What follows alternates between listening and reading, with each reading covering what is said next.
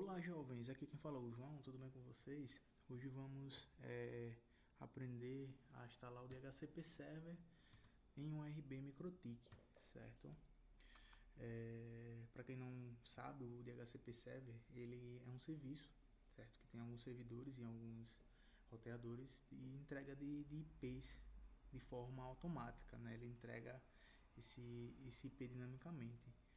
Sem precisar realizar uma configuração, que nem vimos no outro vídeo, né, que fizemos uma configuração de forma estática, manualmente. Né? Então, com o DHCP ele facilita essa entrega de IPs. Né? Vamos imaginar uma rede que você tem mais de 100 computadores, você tem que configurar IP por IP nessas máquinas, né? Não é viável. Então, o DHCP veio para facilitar esse tipo de configuração. Vamos aprender isso a fazer em um RB MikroTik, certo? Estou aqui com o meu computador conectado diretamente em um RB, certo? Vamos acessar aqui com o inbox. Eu já tenho alguns serviços rodando nesse RB, ele está funcionando como um switch. Mas agora vamos focar no DHCP Server. Eu estou conectado aqui na porta 5, tá? Se a gente for aqui no CMD, não temos nenhum IP na interface, certo? Se a gente vir aqui também, tá, eu tô com Windows 11, certo? Se a gente vir aqui nas propriedades da interface, como a gente viu na outra aula, foi no Windows 10, mas o caminho é o mesmo. Aqui na minha interface de rede cabeada, se eu for nas propriedades, em IPv4, vamos ver aqui que está configurado para obter o IP de forma automática, né? O computador vem por padrão dessa forma. Então, automaticamente, assim que ele for conectado na rede, se tiver um DHCP Server, ele vai receber um IP, né? Como podemos ver aqui no status da interface, ele não está com nenhum IP, certo? Esse IP é o IP de documentação, IP APIPA, né? Que chama de APIPA. Então vamos nessa, vamos configurar aqui um IP no MikroTik. Eu estou usando um RB750, mas essa configuração pode servir para qualquer MikroTik, qualquer modelo, tá? O primeiro passo é adicionar um IP na interface, certo? Esse IP vai ser o gateway da rede, né? Vai ser por onde a rede irá sair para a internet, né? Aqui eu já tenho um IP configurado que eu configurei para exemplificar a configuração do IP estático, porém eu vou fazer do zero aqui, tá? A gente vai adicionar um IP na interface. Você vai escolher a interface que você quer sua rede, pode ser uma bridge, pode ser uma VLAN, né? Aqui, como eu estou diretamente na Ether5, eu vou manter na interface Ether5. Você vai colocar o IP da sua rede,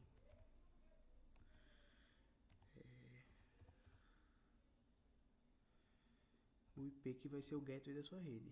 Você pode ser 192.168.1.0, ou .254. Né? Costuma ser a gente colocar sempre ou o primeiro IP válido ou o último IP válido. Né? Esse IP ele vai ficar fora da entrega do DHCP. Né?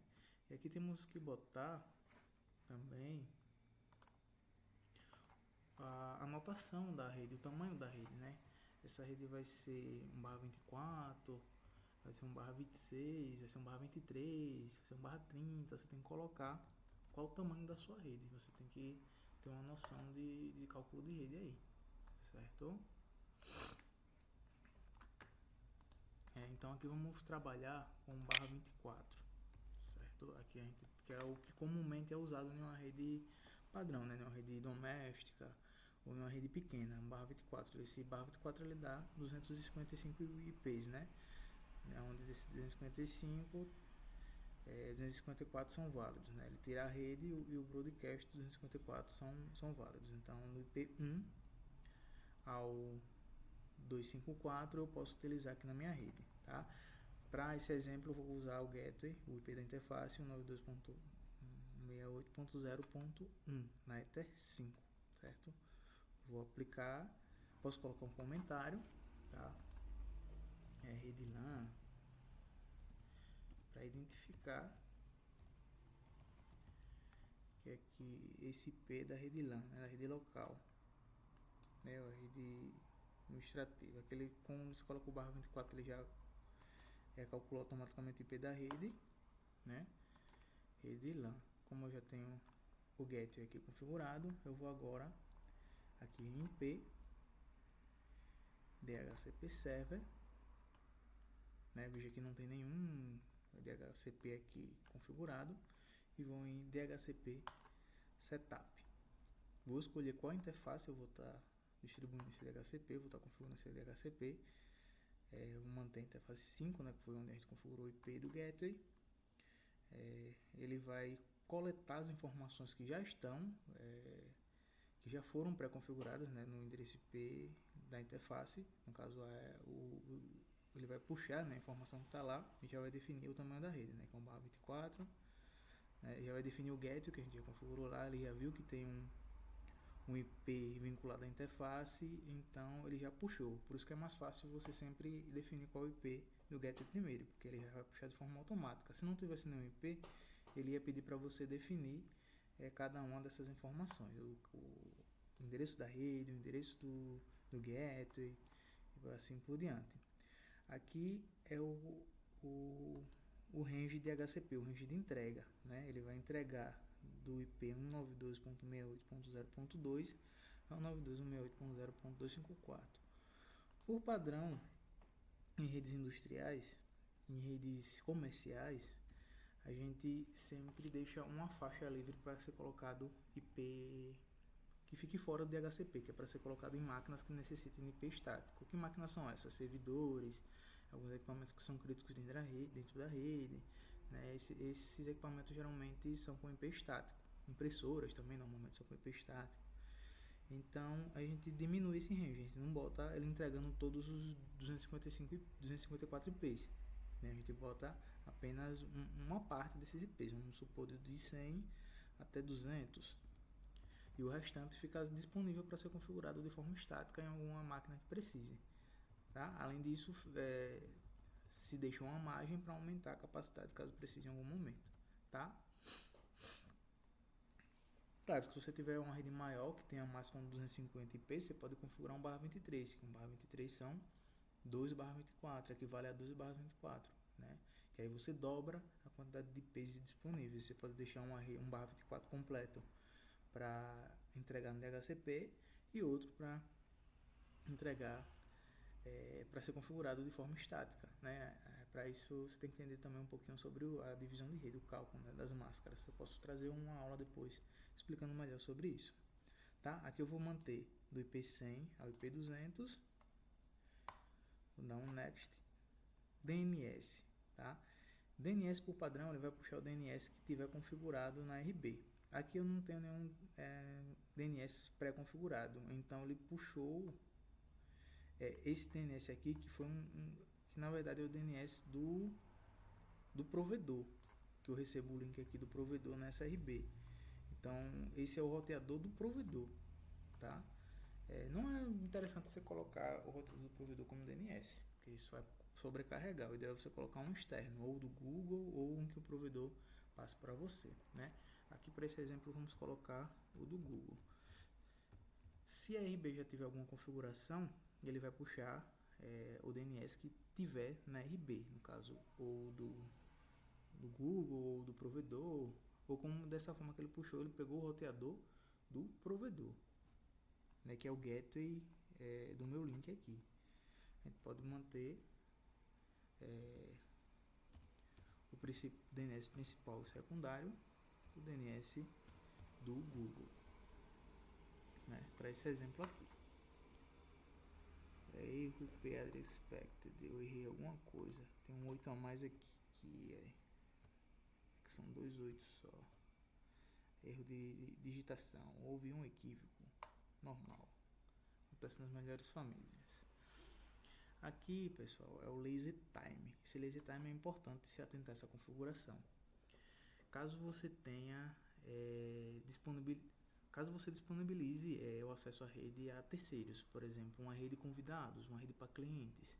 Caso você tenha essa rede, esse Wi-Fi, compartilhe essa rede com usuários que não são, não ficam permanentemente no local, na empresa, né, você tem que tomar cuidado com o laser. Por quê? A pessoa vai lá, usa por 5 minutos e depois sai. Só que aí o MAC do equipamento dela fica preso ao IP. Então ele não distribui esse IP até o laser acabar, até o tempo do laser acabar. Então ele fica ocupando ali espaço sem necessidade. Aí acaba impedindo que outra máquina pegue IP. Né? Isso pode causar um estouro aí na quantidade de IPs, tipo, todos os IPs ficarem ocupados. Isso não é raro de acontecer, é até bem comum, já peguei em várias situações. Tipo, você coloca um laser aqui da seguinte forma, né? Segundos, minutos, horas. Eu já peguei e tem também, você pode colocar dias. Tem anotação aqui para dias. Eu já peguei laser de 3 dias, né? Configurado para 3 dias. Aí a pessoa lá usa só 10 minutos e fica preso 3 dias com o MAC do equipamento vinculado ao IP. Né? Aí impedindo que esse IP seja reutilizado e acabando que estourando a quantidade e quando uma pessoa nova queria se conectar, não conseguia porque não tinha IP disponível. Então é importante você se atentar a isso aqui. Por padrão ele coloca 10 minutos. E para uma rede uma rede comum é o suficiente, né? Você está lá com 10 minutos. Mas se você acha que tem a necessidade de aumentar, você pode botar 8 horas, 10 horas, que é mais ou menos o tempo que uma pessoa fica numa empresa.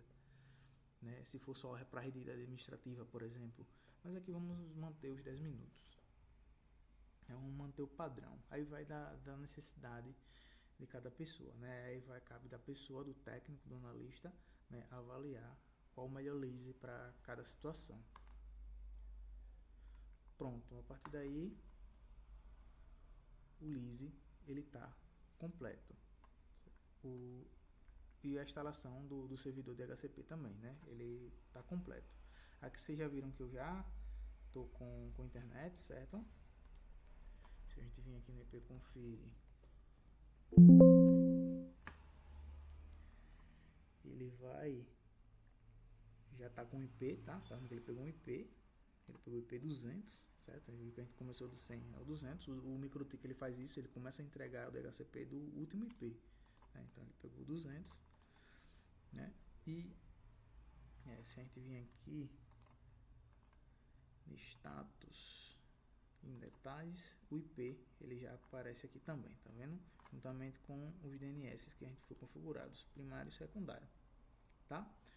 E se você prestar atenção aqui, eu já estou com acesso à internet. Se eu pingar aqui para google.com, ele já me responde, certo? Mas por que ele está me respondendo? Não é só configurador desse DHCP, só isso não é o suficiente para você já ter acesso à internet, né?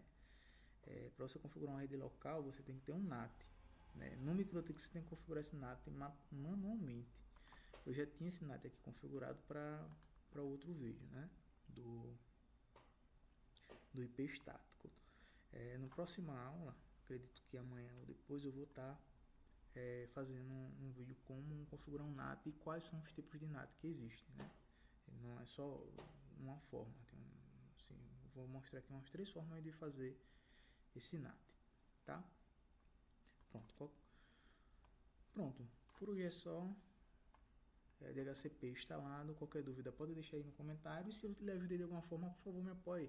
Deixa um like, compartilhe o vídeo e para quem puder, contribuir aí com valor para apoiar o meu trabalho, tá? Valeu, até a próxima.